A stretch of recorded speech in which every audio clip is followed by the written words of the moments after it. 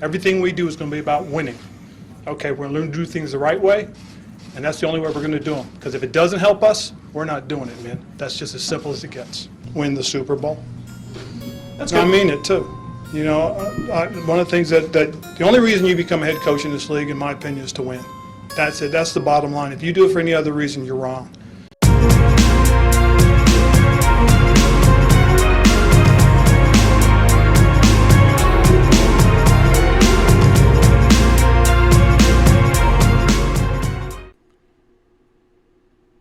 Hey football fans, welcome to the Washington Command Center.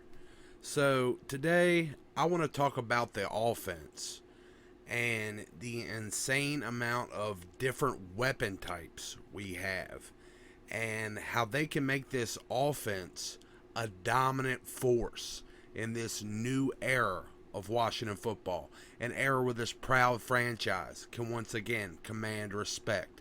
And what better way to kick off this new era than subscribing here to the first, the real, the OG Washington Command Center, so you can find your way back to some of the most opinionated and ice-cold calculated takes on all things Washington Commanders. And while you're at it, ring that bell, hit that like button. It's free to do, and it means a lot. Okay, so I know it's been a while, but what can I say? It's been a rough summer, but I'm back now, and I want to talk about this offense and just how hyped I am. Now, I've been following training camp and everything just like everybody else, and I know people are getting concerned with this offense, with the lack of practice from Curtis Samuel, with Wentz having some inconsistencies, and the defense just looking way better than the offense. But it's just practice. We just had our first day in pads.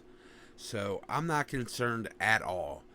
I think most of the stuff with Wentz is just from the fact that he's still building chemistry and he hasn't got everybody's timing down yet. I mean, he's only been with, Terry and some of these other guys for 5 days now. So honestly, I think that's something that's going to be tough to do until they get out there with live rounds anyway, and find out he finds out what really happens when his guys have an outside force put on them and what they do.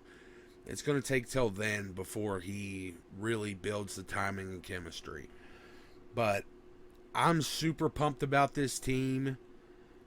And even if worse comes to worse with Curtis Samuels, and he isn't an every game player, I still think he can come in and, make an impact this year in, just a few games.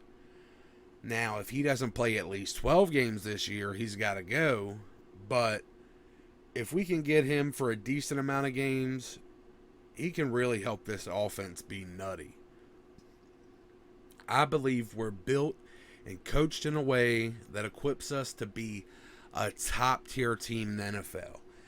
If you look at our roster, it's crazy. Yes, there's a lot of projection involved in my assessment, but everything is projection this time of year. People are still projecting Green Bay and Kansas City to the playoffs based solely on their quarterbacks after losing the two best wide receivers in the NFL. And they expect, the team to overcome those losses, which is entirely projection at this point. So through the lens of projection, I think that offensively, we have everything. If you look at the elite level offenses in the NFL, they have a few parts that make them what they are. They usually have just a few pieces that separate them from everybody else. Different teams have relied on different combinations of different parts to be successful. Of course, you have quarterbacks, quarterbacks with certain traits that play the biggest part. But you've also got offensive play callers that play massive roles. And along with them, you got the different combinations of different skill positions. Like an elite wide receiver. Some teams get by featuring one guy that's just the cream of the crop, like Green Bay did with Devontae Adams, while some teams are lucky enough to have multiple top 30 guys, like the Chargers with Keenan Allen and Mike Williams, that are like perfect complementary pieces. The NFL is definitely moving towards the more the merrier to position, but you can still get it done with one elite guy and a combination of other skill positions, like a top tier tight end or just top tier tight end play. Meaning, there are few truly elite tight ends that make a massive impact on a team, but it's a position that can come down to traits. If you got a guy with the right traits, top end production can be schemed in a lot of cases. And if you don't have that elite guy at the position, but you got the traits, a play caller can get that done for you. Then you got running back, which having an elite running back is somehow still overrated. Even though it's widely accepted that running back is a devalued position in the modern NFL, people still hype up having an elite ball carrier. Elite play at the running back position isn't as impactful as other positions, especially since running back play is limited or elevated based almost entirely by the blocking. The most important trait for a running back in the modern NFL is pass catching ability. That's where they can make an impact that's not reliant on their offensive line's performance. That's why this offensive weapon position is growing and getting more steam in the NFL. You need to run the ball to keep the attack varied, yes, but passing the ball is way more efficient than running the ball. So guys that can do both are massively important and can make the biggest impact on the offense, at least the offenses that have figured out how to use them. Just looking at how some of the top offenses have been put together and the pieces they've used, I really feel like we have an amalgam or a combination of all of them here in Washington. No one considers our pieces the cream of the crop, but they really aren't that far from it, and we have them all. We have Carson, and say what you will, he has all the traits that make the biggest impact. The same traits that Stafford, Allen, Mahomes, and Herbert all have in common. The arm, the size, the mobility, the escapability, the creativity, that stubbornness that causes him to keep a play alive, the ability to play that backyard football and make magic happen. He's got that trait, those traits. Mahomes, Allen, and Herbert, they might be a level above him in certain areas, but they all have the same tool set. And I really contend that none of those guys have had to put up with the complete absence of talent that Carson has had to. Like, how much more does Tyreek Hill, Calvin Johnson, Cooper Kupp, Keenan Allen, Mike Williams help a quarterback compared to Alshon Jeffrey and Nelson Aguilar? Like, I really think Carson's lack of help is the only thing that has kept him from being a year in, year out elite quarterback. I really think here in Washington, he'll be a better quarterback than Matt Stafford. People will argue me down on that.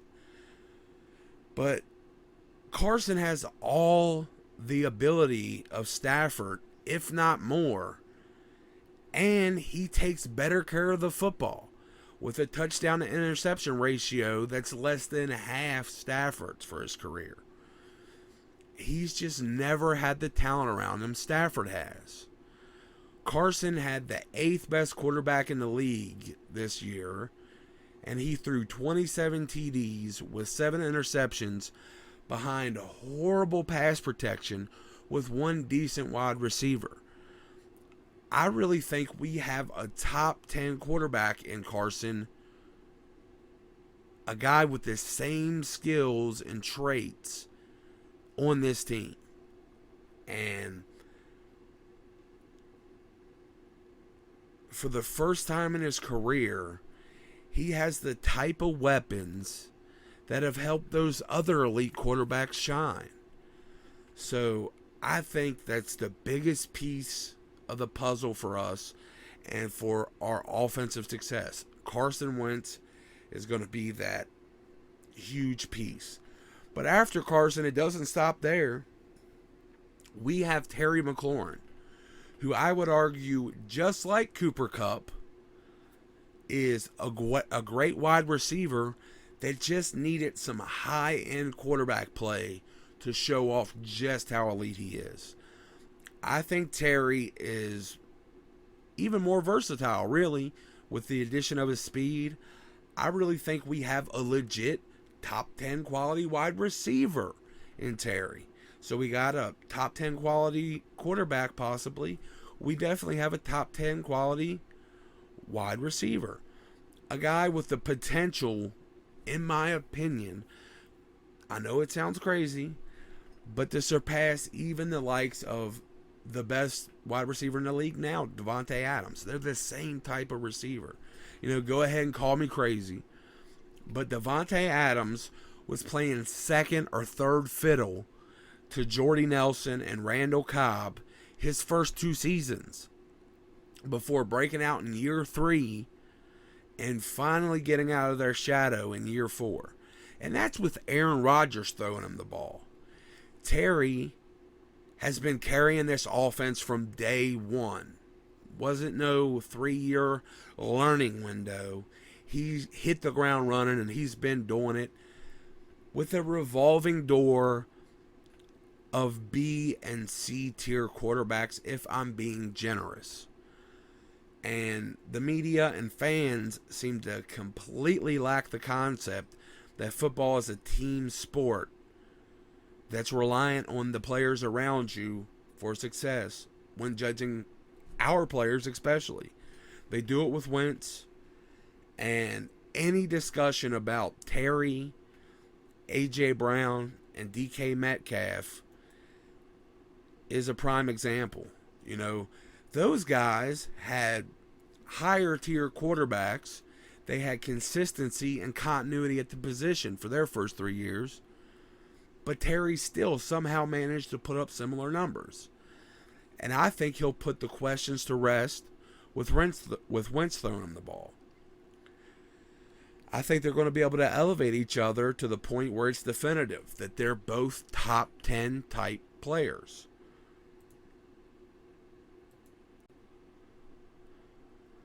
So after an elite trait quarterback and an elite wide receiver, we have rookie Jahan Dotson, who has elite complementary potential. He was a guy that came from a similar situation in college to what Terry's had in the NFL. He had bad quarterback play, very bad quarterback play. And in his last season, he had to carry that entire offense. I really think when he gets acclimated to the NFL, we'll have a guy like Terry that can carry an offense. And a guy that's going to be able to draw attention and free Terry up. I think Jahan is a guy with the potential of at least a Deontay Johnson, if not an Antonio Brown. But with the depth of the weapons, he might be forced into a slot-only role, where I think we can honestly be looking at a Tyler Lockett, maybe even a Keenan Allen type elite, absolute killer from the slot in Jahan Wick. And it keeps getting better too. Like, we have Curtis Samuel as a wide receiver too. And I think he's just like Terry in the fact that he's been waiting for strong quarterback play to show off just how good he is. You know, I think we have in him, like, he has like that Robert Woods borderline wide receiver 1 type ability playing wide receiver 2. But he's also got that Deebo Samuel gadget ability with the elite speed on top of it.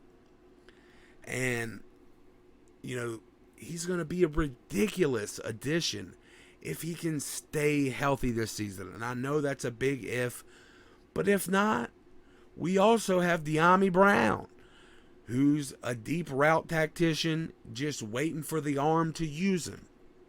You know, he's something like Dallas's current wide receiver 2, Michael Gallup, but he's our 4th option and not, you know, our wide receiver 2.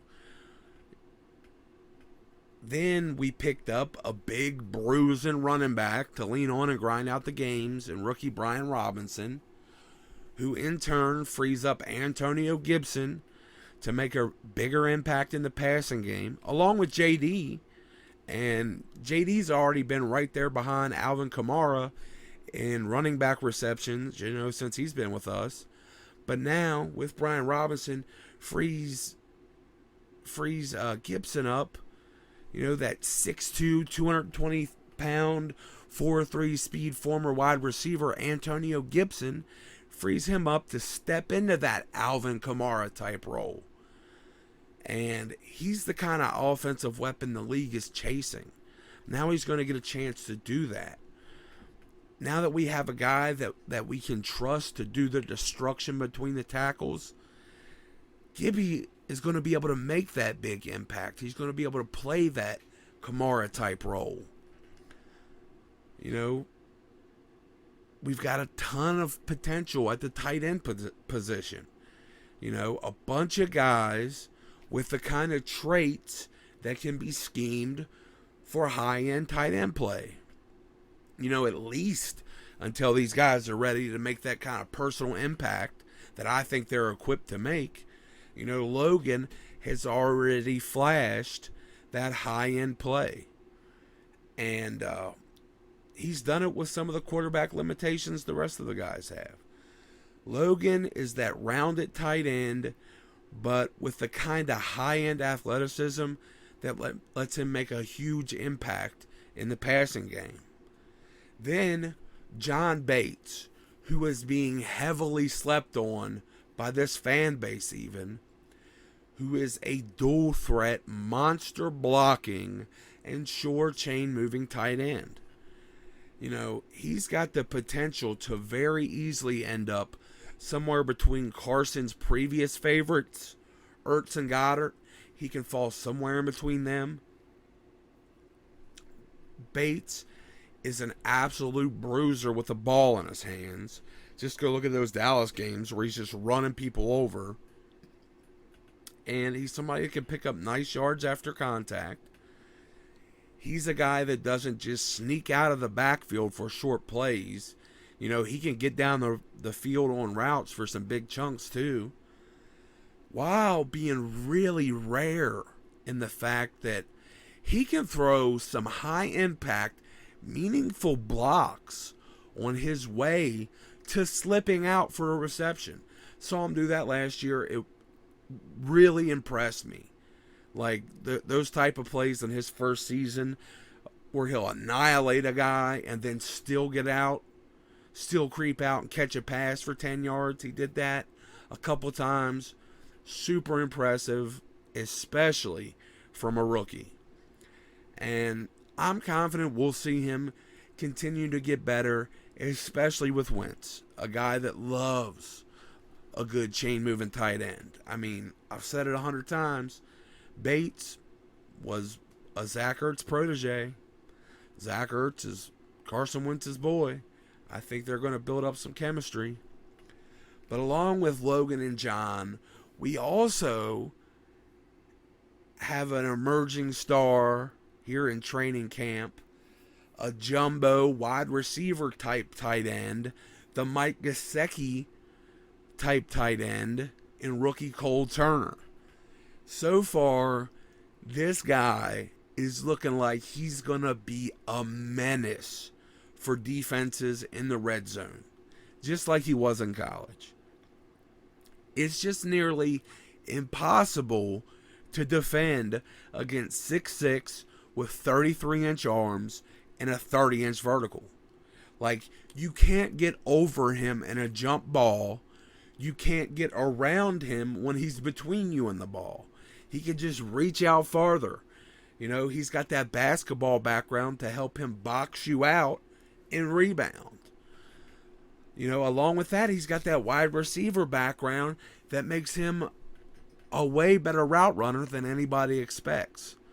So, I mean, just like with all our guys, except for Terry, I'm not saying that these guys will be as good as the players I'm comparing them to, or that they're already as good as they are. I'm just saying they're all in the same molds with those same traits, and who knows? They could end up there. But my point is, we have all those specific weapon types to tap into. Not just one or the other like most teams get away with, you know, here or there. I really just look at this team and see all the type of pieces that boost other top offenses. You have a Deebo Samuel and a top tier tight end, but you know what else? In San Francisco, you have a speedster and this. You know, no other team just has everything all gathered up the way that our team does. And maybe they're slightly lower grade, but we have a do-it-all elite wide receiver in Terry, just like Devontae Adams. A top-tier wide receiver, too, that can be a Robert Woods or a Debo-like gadget player. Tyler Lockett caliber slot guy. All our guys also have the speed to take the top. All of our wide receivers have the speed to take the top off. And then we got, you know, just a deep route, big gain specialist. You know, that Mike Gallup, that Brandon Cooks type in Diami. Pass catching running backs. Like, we got it all. And, you know, we got that toolsy quarterback. I just can't help but be excited by everything we've had. And I'm not going to let practice worry me. I think there's a big difference in what you do in practice against the same guys that see what you have day in and day out, you know, and know what to do against you to get it done. There's a big difference between that and a team that's got 1 week to prepare against you. I don't think anybody is going to be able to answer what we have in just, you know, from a week to week. But, yeah, I think our defense is just making the offense look a little bad because they can plan. They can go against them. And I'll talk about them later, but I'll talk about what I think about how they look and how they're going to go in this season in another video. And I'm also going to do another video on how we stack up this schedule for the future. But man, this offense has just got me hyped. Going into the future, into this new era of Washington football, an era where this proud franchise can once again command respect. Like always, the best way to kick off this new era is subscribing here to the Washington Command Center so you can find your way back to the most opinionated and ice-cold calculated takes on all things Washington Commanders. And if you stuck around this long, I love y'all. Peace.